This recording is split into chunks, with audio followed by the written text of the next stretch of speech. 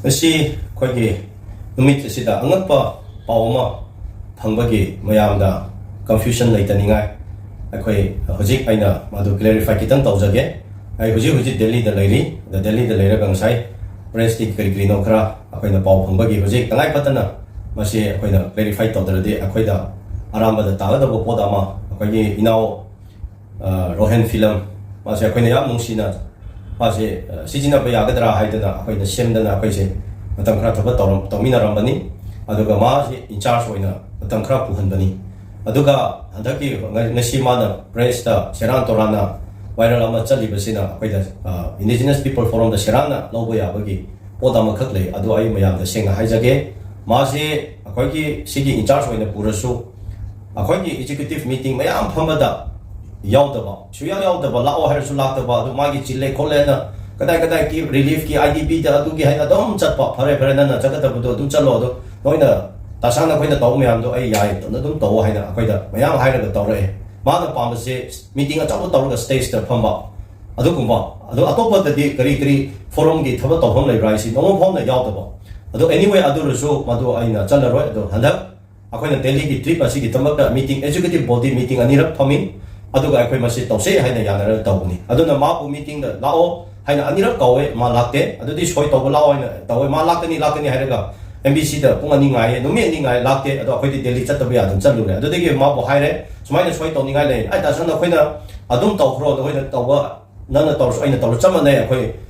executive na yar bane na yare haina akhoi Delhi da chalaga sami tawrure aduga ngasi mana cheran torang kai ngama degi tawsale aina haini mede masidi ngarang nungdang se mana phone tawre hora sumaina aingonda army singa akogi national human rights commission the vision kibudo army singa aingonda kana threat tawre ta sang ai le bi adre ai resign tawre tawre haina akoi phap ta naraga tawbe sarage ai mai thoke haire akho adudi langene to waina tawroi akoi halakani Friday da Saturday da adu halaraka phami naraga nana adu da tawge so dum to o aduga tawo kaide aduga akogi resign tawbai se formula lai nana chairman irgani VP da address tawgani natraga general secretary address tawre hairaga akhoi phajana phami naraga manungda dum loisanse adu nangonda Assam Rifle na army na threat tawra mayam do aingonda refer tawro akhoi da tawdra na hoda tawdu kari maram no adu di akhoi thajaba wale nanga army si karmai na link leina bano aina hangle adu nate aingonda kana pressure pi kre IDP gi matang na army ga thapula ga thaba tawne na haire adu tawsuna adu ga si mari leina te akhoi na national human rights da isan do aram ba su yawbna te achum do akhoi na haibane akhoi thenagani na adu gi tamar ki gino phare adu ta sana akhoi thoro ba kanda akhoi puna phamina se haina akhoi ngarang nungdang su ma ga phaunaraga loina kibani aduga ikhang ngawda na ngasi nungtinda oma do ai khangde ai ngonda kansen yawde haide na ya ai ba sadana sakta su kaina tawba mina wana chali tawri jidi gari tawri ba haidi khangdaba adumaina ngasi press da yamna mong ta da ba ma da thokpa se ma se yamna selfish oiba adumba mi oirame aduga hojik army ga ma phajana link lai haibse akoina proof leire aduga uki gi favor da ma thaba tawre haibse su akoina hojik proof phange aduna indigenous ki function any program poti makta maram cha da ma apologize tawtaradi mangonda akoina athingba thumlakani chumna mana ai ngamdare hairadi formality da channel chumna resignation paper ma phajana iraga akoida lakadabani adu lapu ka da akoi tanaraga tawgadabani mafam marang laitadana soidu da mana thaijilaga adumaina tawsanba yaroi sidi committee na tawse haina yanaraga tawbu potni committee na yabo potu mana ai khangde habisu yaroi aduna masi rohen film haiba angang sina army ki supporter ngarang di aingonda army na threat tawe haijile duga ngasi nam amangange adu dumaina adu ki favor da akhoi bu yenda busingna kudong chani ngai law tawro pase magi asigumba tawri bam yam se prajana thajabiganu prajana so asengbane haina lobiganu madu mana masi akhoi forum da apologize tawrak taradi magi mathakta forum na wangang unda ngana ga dabale haibase mayam da aina singthok chabani ai mayam khuding mupu kurumjari ngarang dagi aigi indigenous peoples forum gi akhoi gi president gi pham dagi ai ngarang se tokcharage na resign tawbaga akhoi gi Delhi dagi akhoi oja sang sarna su ma gi oiba on statement video na chingba mayam ma namaga thador pasu koi thengna jai point number 1 da aina haijaning masi August ki tang nipan da akhoi oja sang sar si UNC adagi toan ba to palu mayam mana mangonda pressure mayam ma pire phamji paibi yararoi upai leitre haidana mase aingonda call mayam ama laki laba matungda Rohan sumain tawdana leibak mayam gisu nangna mai ngak na ba plus ai gisu izat katang nangna kanbina na ba duga shilliba function jisu World Indigenous Day tang mapan da August ki tang mapan da singiba function jisu nangna soidana ba President gi phamse ahal laman sing tanar ba matungda nang namtang oibiu haidana ayu mafam amada amana kauraki tasengna ai chatkide mafam do adubu upai lektaba hojiki laiba pressure duna maram oirakanda upai leite se khang padagi aisu lebak mayam gi interest ta ai president gi kenose ai logi president se oiraba matung August ki tang mapan da tongan ba ꯑꯩꯈꯣꯏꯒꯤ ꯂꯝꯗꯒꯤ ꯂꯥꯛꯄ ꯃꯤꯑꯣꯏ ꯀꯌꯥ ꯑꯃꯒꯤ ꯄ꯭ꯔꯣꯒ꯭ꯔꯥꯝꯗꯨ ꯁꯣꯏꯗ꯭ꯔꯕ ꯃꯇꯨꯡꯗꯗꯤ ꯑꯩꯁꯨ ꯑꯗꯨꯝ ꯑꯩꯉꯣꯟꯗ ꯐꯥꯎꯖꯕꯁꯦ ꯑꯣꯖꯥ ꯁꯥꯡꯀ ꯁꯥꯔꯅ ꯋꯥꯅ ꯍꯣꯠꯅꯖꯔꯀꯥꯟꯗ ꯑꯩꯈꯣꯏꯒꯤ ꯏꯟꯗꯤꯖꯤꯅꯁ ꯄꯤꯄꯜꯁ ꯐꯣꯔꯝꯁꯦ ꯑꯗꯨꯃꯥꯏꯅ ꯂꯤꯡꯈꯠꯆꯔꯛꯄ ꯃꯥꯅ ꯀꯟꯅ ꯀꯣꯑꯣꯔꯗꯤꯅꯦꯠ ꯇꯧꯖꯕꯅꯤꯅ ꯑꯗꯨꯝ ꯐꯖꯅ ꯃꯥꯒꯤ ꯑꯅꯤꯡꯕꯗ ꯇꯧꯖꯁꯅꯨ ꯃꯥꯒꯤ ꯑꯄꯥꯝꯕꯗ ꯑꯗꯨꯝ ꯆꯠꯆꯁꯅꯨ ꯍꯥꯏꯕꯗꯣ ꯑꯩꯉꯣꯟꯗꯁꯨ ꯑꯗꯨꯝ ꯂꯩ ꯄ꯭ꯂꯁ being a president ꯑꯩꯁꯦ ꯑꯗꯨꯝ puppet president ꯍꯥꯏꯒꯗ꯭ꯔꯥ ꯑꯗꯨꯝ ꯍꯥꯏꯗꯤ any program ꯇꯧꯔꯦ ꯍꯥꯏꯕꯤꯔꯛꯇꯕ adagi ngarang nahanju hotel Imphal da program ama tawi adusu aigi knowledge kem leite aingonda karim hairakte program dugi matangda program du matangda kemta sum hairakte adagi nahanju aigi signature gi matang se oja sangka sarna aingonda phone torokpa message tharakpa se soi toula o haibagumba asumaina khatang haire aduga kari gi soi no kari maron i no kari soi du da kari haidi maron mari yawi no haibana chingbasu amta hairakte hoi ai khangjei hoi ai gi asoiba khara legi sangai festival le asoiba ai chang roida mafamda ai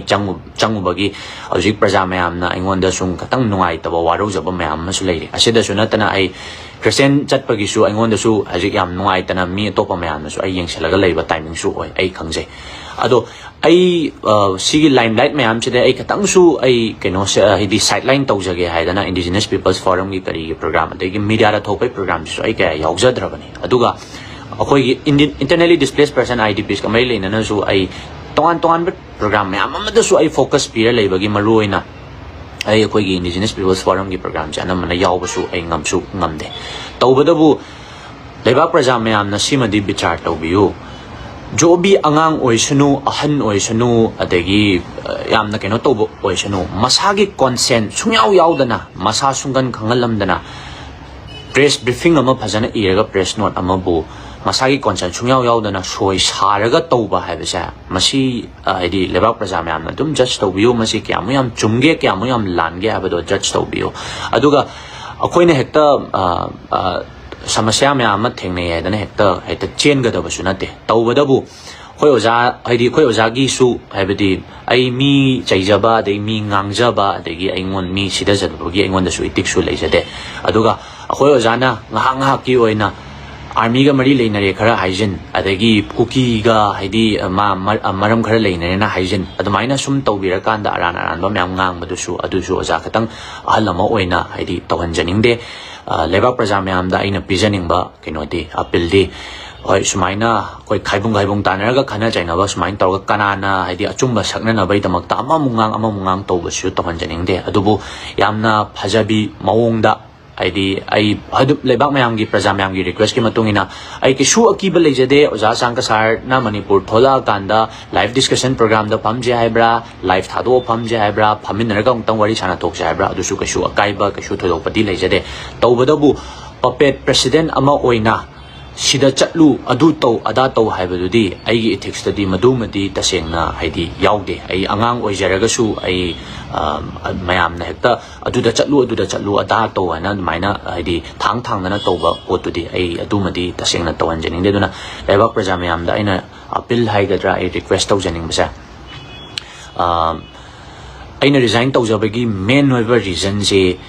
tasangna bodi atopa interpretation mayam bodi hanbire adubu ai main over reason je ai puppet president je ai oijaning de khwai maruina Indigenous Peoples Forum Manipur mi kanam yaude kanam to su leite kanana kari meeting kawbada kari tawino so ai kemta ai adugi ai leite aduga Nelson Catrimum na hangbirak bawang jige emtang pakom tang bijage thause sumain tawdana chopa yaba Manipur mayamgi pura chopa yaba thodo amadagi maram mari leinana ai si khudakta president oijagi bani aina pura knowledge lerga president jo ai oijagi banate adugi matung tarakpada pura koigi any program ama torok khotpa matamda हाइरखिबसु अइंगोंदा थोइदोना कैसु लेते अदु इचल now मैमदसु अइना request तौजनिंगबसे आई इसागी पुंसी आई हिंजननबा अदुम आई कन्ना होनाजरी आई सुबा नोंबा अदुम आई कन्ना अदुम होनाजरी कैसु जीपे गी मथौसे अदुम कैसु तादब्रा हाइना आई तुम खंजै अदुगा आइना जीपे तौगिबा मैमदुदी लेबाक मैमजिगी नोंगै मरु लेननबा ड्रोन लेननबा तोान तोान लानगा मरी लेना पोचे लेनाबी तौजगी हौजे हौजिकसु लानगा मरी लेना आई पैसा पुथजरी कैसु कायदे लापीरगा वरी साबिनिंग कयाम पुथरे कयाम कनो तौग्रे हाइबा मनुंग खंबिनिंग लेरगसु अदुम लापीयु असम राइफलना थ्रेट तौरप खोटप केमता लेते श्रीकांत मोयरांग मयूम को आई हौजे हौजिक तोान तोान आईडीपी के प्रोग्राम मैम तौबदा आर्मी एनी जगह जगह लेबा एनी फ्रेटर्निटीज ओरो लागा अदुम करी तानसिगे कमाइन तौसिगे हाइदना अदुम तानमिनरी अदगी अखोय अदुम ममांगदा मैमना खंबिरंगनी अखोय सोमबुंग रिलीफ कैम्प निगोल चाकोबे प्रोग्राम तौगिदा आर्मी लागा दुम मतेंग पांगबी मदु आर्मी गा दुम हाइदि मोइनसु मोइगी तौजबा प्रोग्राम दुदा अखोय गा दुम कोचमनरगा तौमिनजबने अदुना मसिदा कैसु थ्रेट तौरकिबा खोटकिबा अदुगुमबदी कैसु थोइदोकपा लेते हंगकपदी लै कमाइन तौबनो आइदो आई इसा खंगदे आई इसा खंगदना थोलकपा प्रेस कैनोनी रिलीज नि हाइदना आई अदुम माइना पिजगिबनी अदुना लेबाक प्रजा मैम से कोई इमोशन ददी चटकुम से फजन नैनबियो आइदी तासांगसु या मणिपुर की तौजरकपा कोई फुरुप से तौजरकपा मणिपुर की तौजरकपा मीने मा आई फत्ते आई सुंगाई हायरोगे होय माना आई हुलंबदी याय माना आई चैरंबदी याय अदुगा मा के मा आइंगोंद कुकी ग मरी लेनरे खोले अदु मरी लेनरे हायरंबे याय मागसु कना कना मरी लेनगे हायबसु अखोइसु खंगजै कनागी फोर द वांगांगे हायबसु खंगजै कनागी अगेंस्ट द वांगांगे हायबसु खंगजै अदुगुम्बा मयाम दुदि आई मसिदा हायबदी आई पुथोकचारोगे अदुगा होय अदुगा ब्रदर कैसु कायदे मयाम प्रजाना यारक्तबा हाइजे आई असोयबा अदुम लेदना मयामना यारक्ट्रिनी मदु आई मोरली आई एक्सेप्ट तौजरी प्रजाना अदुम यारक्ननबा मोंगदा आई मतम मतमगी ओइना अदुम आई एक्टिविटी अदुम थबक थोरम तौजरकीगे प्रजा मयामना यादबगी रीजन सुसनी आइना हाइजरीसी आई क्रिश्चियन चटपा से नंबर 1 अमा मयामना यामना नुंगाइजद्रे अदुगा संगाई फेस्टिवल चटलुबदो अदुसु मयामना याम नुंगाइद्रे संगाई गी वारी सिसु अदुम अखोय लोशन बयाबा मी मयाम अमगा वारी सानरगबुती लोशनगिबनी अदुना लेबा प्रजा मयामदा आइना हाइजनिंग बसे कैसु यामना हेना मसिदा याम वा चाउथोक्तनबा ओइना होटनमिनरसी अखोय ओजा सांगकसासु माना फगदबा मोंगदा इंडिजिनियस पीपल्स फोरम की फननबा मोंगदा मा अदुम होटनजगरनी आइसु तोंगान तोंगान बा आइगी अखोयगी सोशल एक्टिविटी मयाम अमदा अदुम अखोय हाइदि मियेंग चंगजरगा अदुम तौजगे अदुगा नोंनाबिरिबा करेमनाबिरिबा अदुगा ट्रोल लोमदा ओइना पुथोकपिरिबा अदुगा हाइदि मयाम तौबिरिबा मयाम से मसी खतंग फजबा वाली तौगुमसी यामसु आई सुमाइना क्लैरिफिकेशन वीडियो हाइदि अखोय तौदी तौजनिंगदबनी ओजा अखोय देनिम गांगोंगिसे मैतै ओरसु अखोयगी मिचंग चंगबिरोय खोतबिरो हाइजे आई केम तो वारौजबा केम लेजदे चंगबिरसु कैसु कायदे चंगबिरक्त्रसु आई कैसु अकाइबा थोइदोना लेजदे होय मतम मतम दुगी मतुंगिना तुम प्रजाना तुम आइदि जज तौरकनी अदुगा आई मसीगी प्रेसिडेंट की फमसिदे तो एना अखोय मणिपुर की थबक थौरम के केदा आई तोक्सगदबसु केमता थोइदोकपा लेजदे अदुम मखा तानासु दुम आई तौजरकिनी नोलुकपा लोइना अदुम मयाम की प्रजा की ममांग थारगा दुम थबक तौमिनसी अदुगा ओजा सांगदसु आइना हाइजनिंग बसे हाइदि एलिगेशन मैम तौबगी मुहूर्त थोइबा सिचुएशन जिंगसे तुमिना दुम मखा ताना हाइदि लोशनगिनबा ओइना तौमिनसी अदु दुकानदा ओजागिसु दुम फगदबा खोगी इंडिजिनियस पीपल फोरम की ओइना तोंगाना प्रेसिडेंट अमा दुम हापियो अदुगा आइसु दुम आइगी यागदबा फगदबा मोंगदा दुम आई चथाजगिगे अदुगा मतुंग तारकपदा दुम केके तोपा लेबा की थबक थोरमदा दुम पुन्ना माइपुनना पुमिनगिसी हाइबा वाफमजे थमजरगा मरुइना कोई इचलेनाव सिंगदा लास्ट ओइना आइना हाइदि अपील तौनिंगबसे अखोय अमना मा याम येंगसेनबसे तोकमिनरगा होय आई हंतक संगाई के सोइरुबसिदगी आई बो असोयबा येंगबा मयाम अमना हाइदि आई असोयबसे यम कन्ना थीरगा लेबा टाइमिंग नि अदुबु पुन्ना असोयबा के केसन नांगनरकांदा आई अखोय अदुम चटमिनसी हाइबा वाफमजे थमजरगा आई मयाम दे बिदाय लौजगे थैंक यू आइंगोंदा असम राइफल दा थ्रेट तौबना लोइरे हाइबकी माना थारकपगी मेसेज लेरी स्क्रीनशॉट सु लेरी प्रजा की मयाम की सेवा तौगे हाइरदी इको थादोप ताई अदुगा आइगी दीदी करिनो हाइब खंग दरगा ले अदुगुंबदु लेतदना चेंब चोंबसु लेते मसागी कथोपसु लेते सैक्रिफाइसु लेतरगा असुम इको वांगना वांगना टाइटल पामना लेरगा अखोय मणिपुर मदुना करिसु ओइरोय Manipur security forces na kahenba mongda tathariba tawbase akhoi praja sing pamdare innocent people sing maruin indigenous people sing sida akai ba yamna bigre mase intervention tawbiyo haiba sida kari akai ba leirage madom tang khumbiyo haibi diba tawriba mi sa kasing adu madu khumbiyo aduna masida akai ba le hairadi madudi ma hairi ba mi do india ge agency oirabra nadrag assam rifle na sijinaribra haiba se akhoi da china da bangam dio social media je ozagi video sing na viral oikre masigi matang da ozagi wakalon tang phungduk piu kari kamdong ora khibano haibu inong na hangbudu hoi hujik yamna maram matam chai haina hai ai haininge hujik viral chali base yamna nongning ba aduga yamna immature oiba yamna ikai ningai ni ai yamna sosida thamjaning de haining de akhoi bu yekna ba sing akhoi bu yengthi ba sing na khudong chaningai oirakani aduna ai yamna haira roige adubu khanghan da ba haida ba ya da ba maram amakak ti ngasi akhoi indigenous people forum na tawri base Manipur akhoi indigenous people forum na National Human Rights Commission da che thasali ba che do marong do karino haiba do hanna madu phata biu madu da Manipur da Assam Rifle na security forces na kahen ba chathari ba thobak maya mi onna tainari ba mayam pam da ba maya si tori ba se kahen ma le haidana Human Rights Commission da complaint tobu ni masim akhoi gi hak ni mi pungkhati magna tawphum thopa madu gi akhoi gi hak ni madu Manipur da security forces na kahen ba mong da chathari ba tobu se akhoi praja sing pamdare innocent people sing maruin indigenous people sing sida akai ba yamna bigre mase intervention tawbiyo haiba sida kari akai ba leirage madom tang khumbiyo haibi diba tawriba mi sa kasing adu madu khumbiyo aduna masida akai ba le hairadi madudi ma hairi ba mi do india ge agency oirabra nadrag assam rifle na sijinaribra haiba se akhoi da china da bangam dio aduga masida akai ba le hairadi manipur da leba praja sing na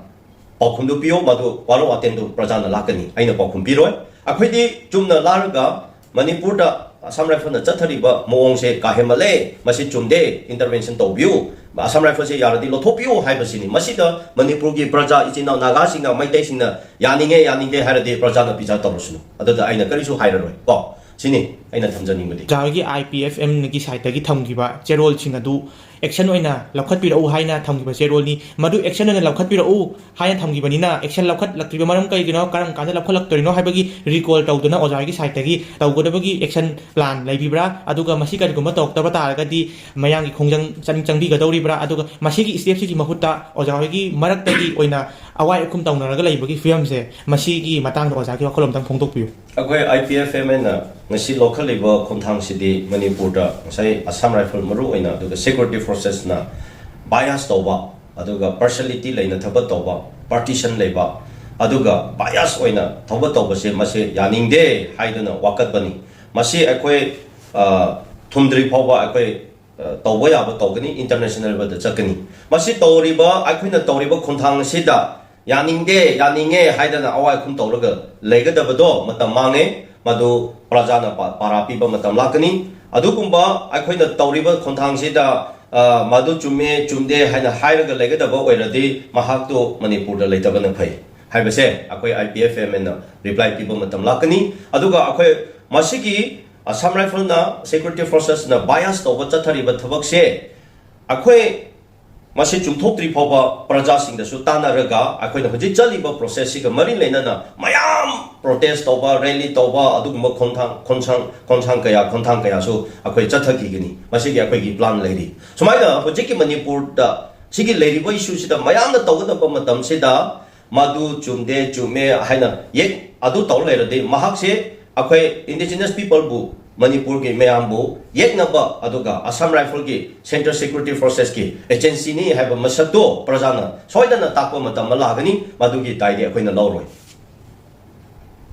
aroi bada waja hangjening base ojana ngarang clarification pigraba matungda Rohan film gi site gi video ama ka kum clarification thadoraki badugi pakhum oina oja aroi bada tang haibiyo sini ai magi maramda se hainingde maga manaraga chaningde maga aiga lamba to boya ba misunate aina ahanni mana naha macha angangi ai icha kumani aina pop ai nau kumani aduga ma experience yamna leitri adubu ai magi adu da hainingde mana ngarang mahai da hai karino to bodo yengbada ai nokpa tangamde aida thamjaning badi ma se kanano korino hai se hana khangba machange in charge ni mangon de pibase full kaino nate in charge haibase anytime the lothopaya in charge ki thaba haibase adu mana hana khangadabani Second, mana toke hairagasu, I resign tore hairagasu, madugi proceeding process amalay. Mana tribunal da, natraga,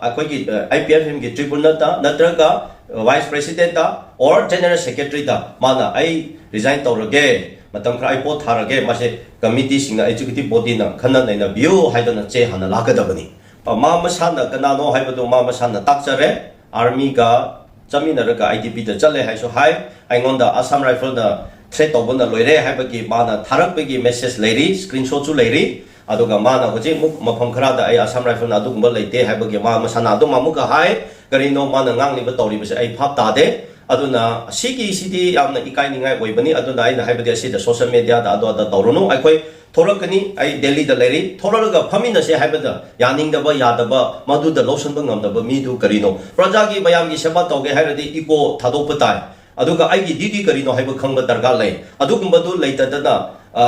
Chamber Jomasu later, Masaki Katopasu later, sacrifice later, Asum. Equal one the title palm the later got Manipur, Maduna Karisu, Oroy, Aquina Sito, Ribasidi, Tawai, Kupak the Habla Jalibani, Ishai San of Pesapotola, Lebaki crap of a dozen, Aquitobuani, a social media, the Nanga Gamana, Adu Ada, and Madonna Tabo, we get the Balate, Adana hiding with the, Rohem film that Makatana, Pepe Konganu, Madu Prazana Bija Torokani, Maramding Aquina Toribase, individual ki, Amamagi, Karibata, Aduki Isunaja de, Manipur, Tawaina. Assam Rifle na security forces na kahen ba chathabase akhoi human rights da mi amagi hak da akhoi gi life da akhoi gi right leba akhoi gi indigenous people sing da duk namthana akhoi bu mi kumna lo da na tori base kahen mangkhre habigi human rights commission da akhoi na madu wakal chabani mase akhoi international level yauna khang chakani mase mana phap taradi madu da wangang ningai leite mana hai ningai leite Gari ada ado haibatu I could Pamina Jumtoga Davani. I could Pamina Jumtoga Davado, social media, the Pepe Ngang like a Tobani Array. Marang Aina, Kitang Ngang to the Mana, I quite a popirum that then press the Chalaga club the Haitoki Bagi, Cherana Chakani Habigi, Mana Haikiba Mana, Hodopudi, I quite a clarification people one. But so I was a hiding there, the Mana Mukanga put the Masi clarification, the Dupibani. Masik Makata, Mana hierarchy, Henna, I quite a proof document to go, Amulo Tokani, go, Aduna. Pepe social media the Kombigunu, the Bakia Papa Toning Hardy, I quite Delhi Labanate, Hatan Kapaki Lapani, Torokani, if Hatorokanda, but then the Pamina said, Aduga Waris has a have said, I know Masit Kamjani.